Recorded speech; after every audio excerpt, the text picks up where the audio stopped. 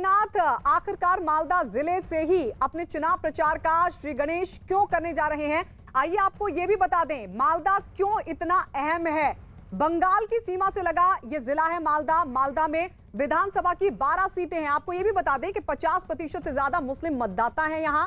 2019 में बीजेपी ने मालदा उत्तर लोकसभा सीट से जीत दर्ज की थी। 2016 के विधानसभा चुनाव में बीजेपी ने वैष्णो नगर सीट पर कब्जा किया था। 2019 उपचुनाव में बीजेपी ने हबीबपुर सीट पर जीत हासिल की थी।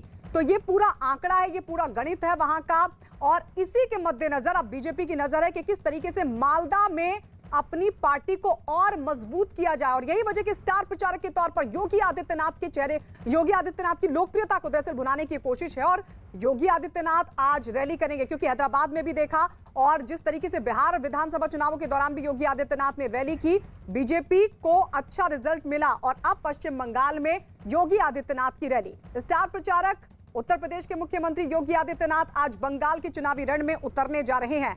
विधानसभा चुनाव की घोषणा के बाद बीजेपी पश्चिम बंगाल में मालदा में बड़ी चुनावी रैली करने जा रही है। तो रविवार को पीएम कोलकाता में बड़ी रैली करने वाले हैं। 7 मार्च को प्रधानमंत्री कोलकाता के ब्रिगेड ग्राउंड में बड़ी रैली को संबोधित करेंगे। बीजेपी इस रैली के जरिए पूरे राज्य में अपना संदेश पहुंचाना चाहती है। तो एक तरफ योगी आदित्यनाथ आज भरेंगे हुंकार ममता के गढ़ मालदा में, तो वहीं 7 तारीख को प्रधानमंत्री नरेंद्र मोदी भी पहुंच रहे हैं पश्चिम बंगाल, और रविवार को पीएम कोलकाता में रैली करेंगे। 7 मार्च को प्रधानमंत्री कोलकाता के ब्रिगेड ग्राउंड में बड़ी रैली को संबोधित करेंगे। तो राज्य में अपना संदेश पहुंचाना चाहती है बीजेपी, और इसी के मद्देनजर बड़े बड़े नेताओं की ये रैली। और इस वक्त हमारे साथ हमारे कई सहयोगी जुड़ चुके हैं पश्चिम बंगाल से। इल्माज सैयद मालदा से हमारे साथ हैं, जहां पर योगी आदित्यनाथ की रैली होने वाली है। यतेंद्र शर्मा कोलकाता से हमारे साथ जुड़ चुके हैं। अरुण सिंह हमारे साथ कोलकाता से जुड़ गए हैं। अरुण, सबसे पहले आपके पास आते हुए, हर पार्टी अब पूरा एड़ी चोटी का जोर लगा रही है, लेकिन जरा ये बताइए कि जिस तरीके से आज आईएसएफ की बात नहीं बन पा रही है कांग्रेस और लेफ्ट के साथ, क्योंकि ये कहा जा रहा है कि लेफ्ट और कांग्रेस में लगातार बैठकों का दौर चल रहा है, लेकिन जो आईएसएफ चाहती है वो कांग्रेस नहीं दे पा रही है। ऐसे में किस तरीके का समीकरण बनता हुआ आपको दिखाई दे रहा है? लग रहा है कि कोई गुंजाइश है इस गठबंधन की? देखिए, पहली बात तो गायत्री, आपने एक सवाल उठाया कि योगी आदित्यनाथ की आज एंट्री हो रही है पश्चिम बंगाल के चुनाव में। पश्चिम बंगाल में चुनाव प्रचार की सरगर्मी तेज हो गई है। प्रधानमंत्री की रैली होने वाली है।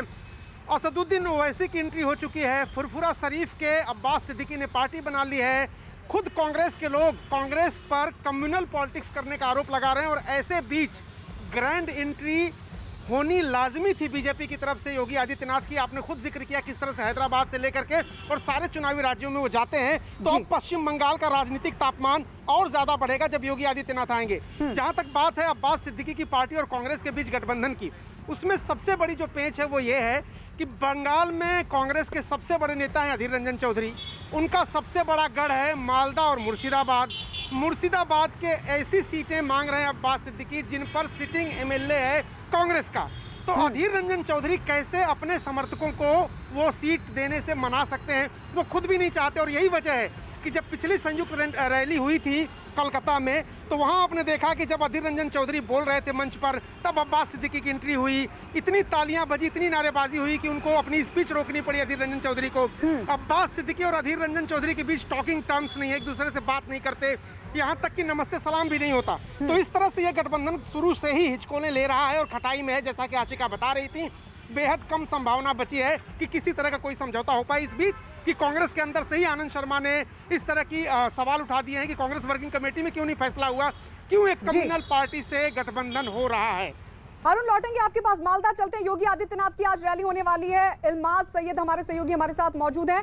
जरा बताइए इल्माज, वहां पर क्या जानकारी मिल पा रही है? क्या कार्यक्रम आज योगी आदित्यनाथ का रहने वाला है? कब तक पहुंचेंगे?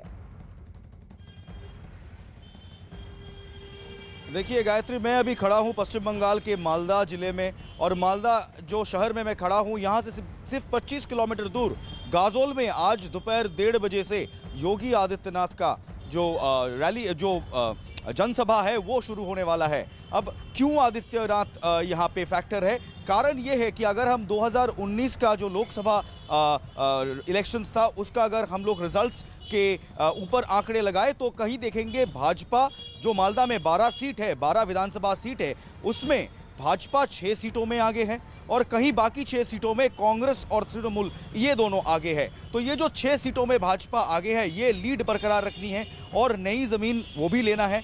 और एक और बहुत ही बात जो हमें सूत्रों से पता चल रहा है कि जिन सीटों में पोलराइजेशन फैक्टर है, वहां भाजपा योगी आदित्यनाथ फैक्टर को यूज करना चाहती है। गायत्री। बिल्कुल इल्माज, लौटेंगे आपके पास। कोलकाता से यतेंद्र शर्मा भी हमारे साथ लगातार बने हुए हैं, अरुण से भी इस बात को समझेंगे। लेकिन यतेंद्र, जिस तरीके से इल्माज बता रहे हैं कि 6 सीटों पर बीजेपी आगे, लेकिन जो बाकी 6 सीटें हैं वहां पर कांग्रेस और तृणमूल आगे। ऐसे में कांग्रेस और तृणमूल क्योंकि अलग अलग हैं, तो लग रहा है कि फायदा बीजेपी को मिलेगा। और आज तो मालदा में योगी आदित्यनाथ की लोकप्रियता को भी भुनाने की कोशिश। देखिए, जिस तरह से मालदा का जो राजनीतिक समीकरण है और 2019 के जो आंकड़े हैं वो अपनी कहानी खुद ब खुद बयां करते हैं कि किस तरह से बीजेपी को जो बीजेपी की रणनीति है वहां पर ज़्यादा से ज़्यादा और पिछली बार के आंकड़ों को और आगे बढ़ाने की जो कोशिश रहेगी उसका फ़ायदा मिल सके।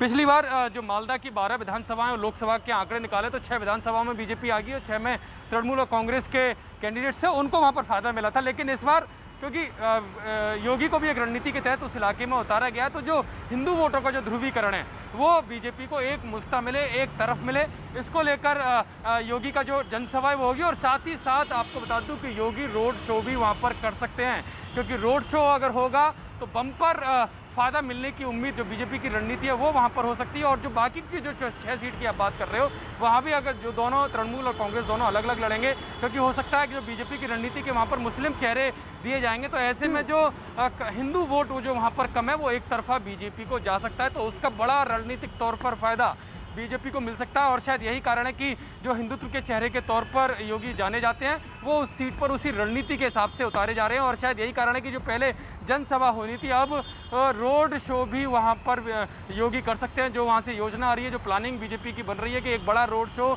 योगी वहां से निकालेंगे और एक मैसेज वहाँ पर जो उनका कैडर है, जो उनका वोटर है और खासकर आम जनता जिस तरह की जो तुष्टिकरण की राजनीति से जो परेशान है, उनके लिए एक मैसेज यहाँ पर होगा। जी, लौटेंगे आपके पास यतेंद्र। बंगाल में जीत पक्की करने के लिए बीजेपी ने पूरा जोर लगा दिया है। पार्टी का हर बड़ा नेता बंगाल में पहुंच रहा है। पीएम मोदी आपको बता दें 22 फरवरी को बंगाल के दौरे पर थे। आपने देखा किस तरीके से प्रधानमंत्री नरेंद्र मोदी वहां पर पहुंचे थे और उन्होंने जनसभा की थी। 7 मार्च को फिर वो बंगाल जाने वाले हैं। अमित शाह 18 फरवरी को पश्चिम बंगाल में थे। जेपी नड्डा 25 फरवरी को उन्होंने लोको बंगाल की शुरुआत की थी। राजनाथ सिंह ने 26 फरवरी को बंगाल में रैली की।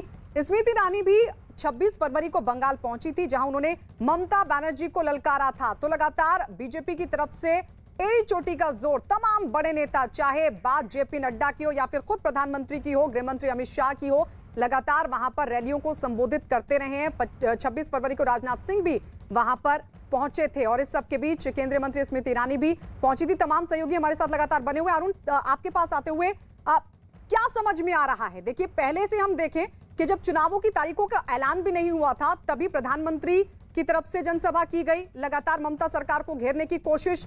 जेपी नड्डा लगातार जा रहे हैं। अमित शाह हर महीने दौरे पर पहुंचते हैं पश्चिम बंगाल के लगातार। और इस सब के बीच अब तारीखों के बाद योगी आदित्यनाथ की वहां पर एंट्री, एक ग्रैंड नेता के तौर पर उनकी ये रैली, क्या समझ में आ रहा है योगी आदित्यनाथ का वहां पर पहुंचना मालदा में?